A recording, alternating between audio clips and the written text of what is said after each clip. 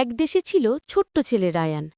এক রাতে সে আকাশের দিকে তাকিয়ে দেখে একটা তারার আলো হঠাৎ নিভে গেল।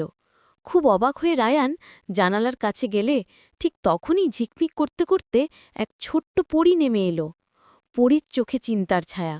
পরী বলল, রায়ান, আমাদের তারার রাজ্যের জাদুর চাবি হারিয়ে গেছে। চাবি না পেলে সব তারাই একে একে নিভে যাবে। তুমি কি সাহায্য করবে? রায়ান সাহস করে মাথা নেড়ে রাজি হল। পরী তাকে তুলে নিল আকাশের পথে। মেঘের সিঁড়ি পার হয়ে রংধনুর সেতু পেরিয়ে তারা পৌঁছে গেল ঝলমলে তারার রাজ্যে। সেখানে দেখা গেল এক দুষ্টু ছায়াদানব চাবিটা লুকিয়ে রেখেছে এক বিশাল কালো মেঘের ভেতরে। রায়ান ধৈর্য ধরে মেঘের গা ছুঁয়ে একটা দারুণ আইডিয়া পেল। সে হাসতে শুরু করল। তার হাসির শব্দ এত জোরে প্রতিধ্বনি হল যে কালো মেঘ হালকা হয়ে ছড়িয়ে গেল।